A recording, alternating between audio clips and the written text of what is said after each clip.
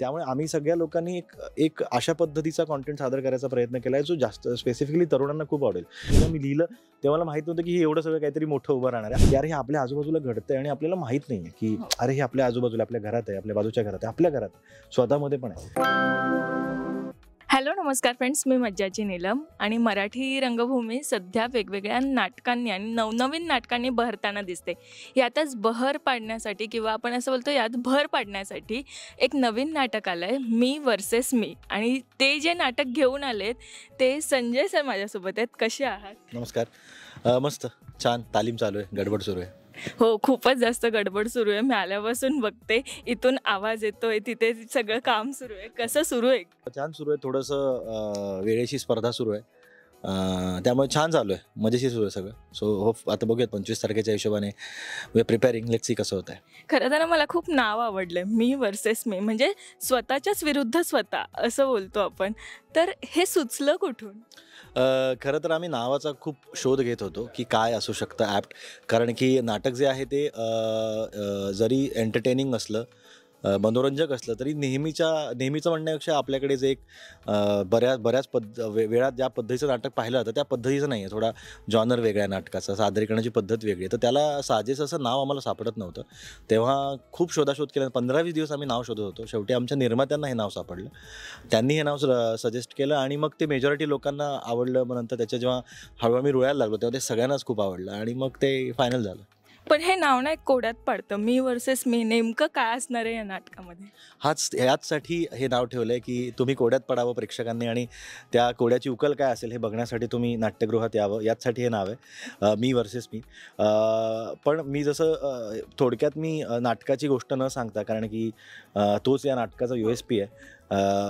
तसं प्रत्येक नाटकाची गोष्ट नाटकाचा USP असतोच, पण या नाटकामध्ये या नाटकाचा जो जॉनर आहे, ज्या पद्धतीचं, ज्या शैलीचं हे नाटक आहे, ते थोडंसं गूढ म्हणा, मिस्टिरियस म्हणा, नात्यांची गोष्ट आहे, नाट्य आहे भरपूर.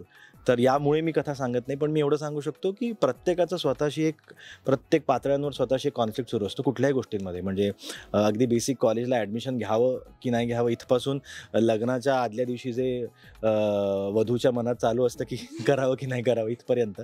तर तसंच या नाटकातली जी पात्र आहेत त्यांचा एका मुद्द्याला घेऊन, काही गोष्टींना घेऊन स्वतःशी चालू असलेला कॉन्फ्लिक्ट आहे की हे करावं की नाही करावं. म्हणून या नाटकाचं नाव आहे मी वर्सेस मी, जे प्रत्येकाला कुठल्या ना कुठल्या पातळीवर नक्की रिलेट होईल. पण जसं आता म्हटलात की थोडीशी भीती असते, नर्वसनेस असतो. नाटक आता काही दिवसातच प्रेक्षकांसमोर येणार आहे. कुठेतरी भीती वाटते, दडपण आलं आहे थोडंसं की प्रेक्षक किती पद्धतीने किंवा कशा पद्धतीने ते आपलंसं करतील. हो, डेफिनेटली याचं दडपण तर मला आलं आहे, कारण की दिग्दर्शक म्हणून माझं हे पहिलं नाटक आहे, व्यावसायिक पहिलं नाटक आहे. आणि पहिलं नाटक असताना माझे निर्माते खूप सपोर्टिव्ह आहेत. त्यामुळे आम्ही खूप वेगळ्या पद्धतीचं नाटक सादर करण्याचा प्रयत्न करतो. या नाटकात जवळपास 7 विविध लोकेशन्स आहेत, तर तितके सेट चेंजेस आहेत आणि ते सादर करताना आम्ही त्यामध्ये कुठल्याही प्रकारचं कॉम्प्रोमाइज होणार नाही याची काळजी घेतली आहे. त्यामुळे तुम्हाला जेव्हा सीन्स बदलतात तेव्हा तुम्हाला प्रत्येकच वेगळं दृश्य बघायला दिसणार आहे, जे नेत्रदीपक असेलच. काही वेळा लोकांच्या मनामध्ये भीती उत्पन्न करणारं, गूढपणा उत्पन्न करणारं, काही वेळा नजरेचं पारणं फेडणारं या पद्धतीचं नेपथ्य असणार आहे. तर हे सगळं सादरीकरण करताना ते उभं कसं राहील, ते सादर कसं होईल, योग्य वेळ राखून ते कसं प्रेक्षकांपर्यंत पोहोचेल त्या योग्य वेळेत, हे टेन्शन आहे. त्याशिवाय मी जसं म्हणालो की थोडं वेगळ्या धाटणीचं, वेगळा हा शब्द खरं तर चुकीचा आहे, पण मी म्हणतोय की आपल्याकडे फार वेळा हाताळला जात नाही या पद्धतीचा जॉनर असल्यामुळे पण एक टेन्शन आहे की किंवा तो एक प्रेशर आहे की कसं हे स्वीकारलं जाईल. पण मला हाही विश्वास आहे की संपूर्ण भारतात जे मराठी रंगभूमी आहे ही नेहमीच वेगवेगळ्या प्रयोगांना आपलंसं म्हणत आली आहे, त्यांना मोठं करत आली आहे. त्यामुळे हाही प्रयोग लोकांना आवडेल अशी माझी खात्री आणि आशा दोन्ही आहे. पण लेखक स्वतःच दिग्दर्शन स्वतः केलं आहे.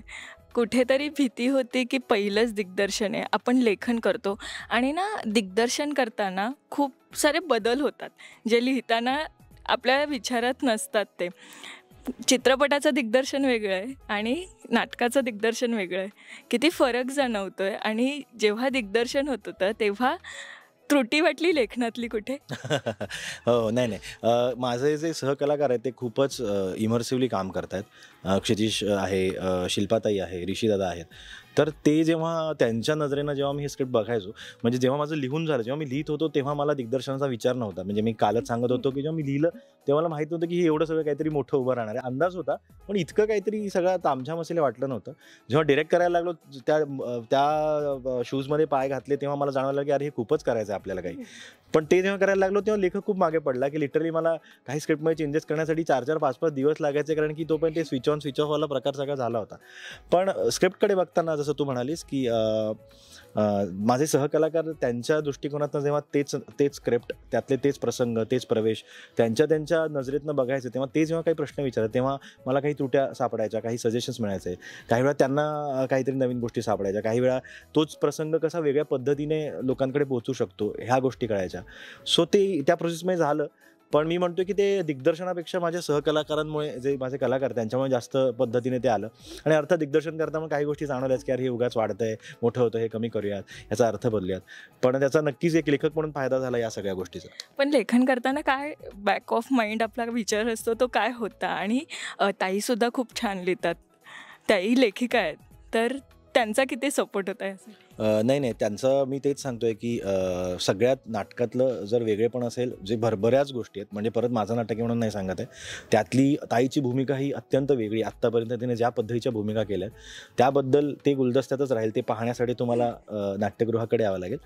पण तशी वेगळी भूमिका स्वीकारण्यासाठी तुम्ही, जसं तू म्हणालीस की लिखाणाबद्दलचं आणि ते त्या सगळ्या गोष्टींबद्दलचं एक स्वतःचा एक उपजत एक सेन्स असावा लागतो. तो असल्यामुळे ताई या गोष्टीला तयार झाली, कारण की मला इनिशियली धाकधूक होती की या पद्धतीचा रोल ताई कसं बघेल, स्वीकारेल की नाही स्वीकारणार. पण तिने ऐकल्या क्षणी तिला हे वाटलं की हे पद्धती जे सादर होतं ते खूप वेगळं आहे साधारण जे आत्ता सादर होतं त्यापेक्षा, म्हणून मला ह्याचा पार्ट व्हायला आवडेल. आणि ॲज यू सॉ की ती ॲक्ट्रेस तर आहेच, पण या नाटकाची सहनिर्मातीसुद्धा आहे, की हा सपोर्ट मिळणं हे खूपच क्रुशियल होतं माझ्यासाठी. आणि ते त्याचमुळे त्या स्क्रिप्टच्या वेगळेपणामुळेच मला वाटतं, किंवा जसं तू म्हणालीस की तिला त्या पद्धतीचा एक गंध असल्यामुळे हे करण्यात मजा येईल असं तिला जाणवलं, आणि म्हणून ती या प्रोसेसचा भाग झाली असावी. पण हे मगासपासून मी ऐकते की कलाकारांचा सपोर्ट आणि दिग्दर्शकाला कलाकाराचा सपोर्ट असणं खूप महत्त्वाचं असतं. जेव्हा लिहित होते तेव्हाच विचार होते की हे कलाकार कास्ट करायचे आपण? नाही, माझ्या डोक्यात जेव्हा मी लिहित होतो तेव्हा माझ्या डोक्यात क्षितिजचं नाव होतं की क्षितिज या पात्राला जाईल.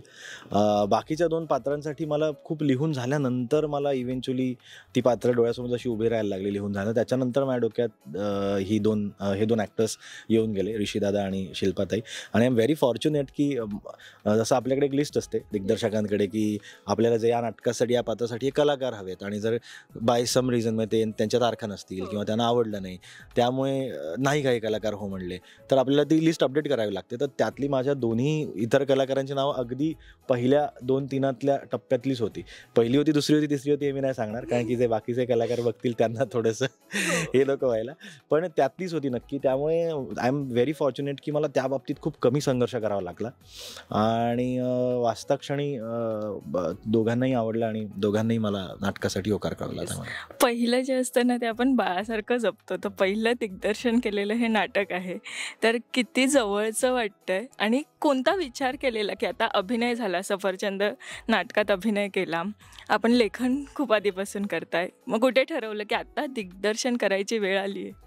नाही, मला ॲक्च्युली मी लेखक दिग्दर्शकच आहे. मला दिग्दर्शन आधीपासून करायचं आहे. अभिनय मी खूप आधी करायचो महाविद्यालयात असताना, त्याच्यानंतरच्या काळात. पण इव्हेंच्युअली मला जाणवलं की मला अभिनयापेक्षा जास्त रस माझा लिखाण दिग्दर्शनात आहे. तर लिखाणाची गंमत कशी आहे की आपल्यासोबत ना 4 माणसं असली, दिग्दर्शक असला, क्रिएटिव्ह प्रोड्युसर असले, क्रिएटिव्ह डिरेक्टर असला, तर ते लोक आपल्याला गाईड करतात की कशा पद्धतीने गेलं पाहिजे, काय केलं पाहिजे. त्यामुळे या मधल्या काळात मी लिखाण बऱ्याच लोक चांगल्या प्रकाश कुंटे झाले, चंद्रकांत कणसे झाले, त्यांच्यासोबत मी सगळ्यात जास्त काम केलं आहे फिल्मसाठी, ते झाले. त्याच्यानंतर मकरंद माने झाले. हे सगळ्या दिग्दर्शकांसोबत मी बरंच काम केलं. त्यांनी माझ्यातल्या लिखाणाला खूप दिशा दिली, माझी दशा पण सुधारली त्यांनी. त्यामुळे ते सगळं माझं खूप वाढत गेलं इव्हेंच्युअली. पण दिग्दर्शन करताना काय असतं की तुमच्यावर ती जबाबदारी असते की तुमच्यावर इतकं XYZ बजेटचं एक बर्डन नाही म्हणता, पण त्याचं एक जबाबदारी असते की हे तुम्हाला सत्कारणी लावायचं आहे. त्यामुळे ते करण्यासाठी मी खूप स्वतःच ठरवलेलं की ते थोडं आरामात करूयात, थोड्या गोष्टींचा, माध्यमांचा अंदाज येऊ दे, आपल्याला एक्सपिरियन्स येऊ दे, त्याचा उपयोग आपल्याला या प्रोजेक्टसाठी करता येईल, म्हणून मी थोडं दमाने करण्याचा प्रयत्न करत होतो. आणि आत्ता साधारण ह्या नाटकावर मी काम जवळपास 1-1.5 वर्ष वगैरे करतो आहे. त्याचा विषय, त्याचं सगळं माहिती गोळा करणं, लिखाण, त्याचे ड्राफ्ट विविध करता. सो ह्या सगळ्या प्रोजेक्ट मी ती ठेवलंच होतं की आरामात करूयात सगळ्याच गोष्टी. त्या हिशोबाने करून मग आता फायनली ते दिग्दर्शक म्हणून मला ते सादर करण्याची संधी मिळते. आणि जेव्हा प्रेक्षक बघतील तेव्हा ते जज करतीलच की तो जो वेळ मी घेतलाय तो किती सत्कारणी लागलाय, नाही लागलाय, कसं वाटतंय ॲज अ दिग्दर्शक म्हणून माझं काम, ते मला प्रेक्षकांकडून कळेलच. नक्कीच कळेल. आणि आम्हाला तरी ते खूप छान वाटतंय आणि असं वाटतंय की हे आता सार्थकी लागणारच आहे. पण किती जवळचं झालं हे नाटक. नाही, खूप जवळचं झालं, कारण की मी अगेन म्हणालो की हे सगळं जरी हे नाटकाला मी तुला एक गोष्ट सांगू का, म्हणजे मी जर मला कोणी विचारलं, मधल्या काळात मला विचारत पण होते की आपण हे तुला काय वाटतं आपल्या नाटकाबद्दल, आपण काय सांगायला होतं. माझं एक नेहमीच म्हणणं होतं, माझ्या समवयस्क माझे जे प्रेक्षक आहेत, जे खूप नेटफ्लिक्स आणि ह्या सगळ्या गोष्टी बघतात, मी भयंकर बघतो, तर ना त्यांचं एक नेहमीच ओरड असायची की अरे आम्ही ज्याच्याशी रेझोनेट करू असा कॉन्टेंट रंगमंचावर खूप कमी आहे. काही लेखक आहेत उत्तम, जे माझ्या वयाचे आहेत किंवा माझ्याहून वयाचे पण आहेत. प्राजक्तासारखे काही लेखक आहेत, ते फार उत्तम पद्धतीचं नाटक सादर करतातच आहेत. पण तरीही त्या पद्धतीचंही म्हणतो की वेगळ्या जॉनर्स म्हणा, ज्या सादरीकरणाची पद्धत म्हणा, या पद्धतीचं आपल्याकडे काही तसं सादर होत नाही.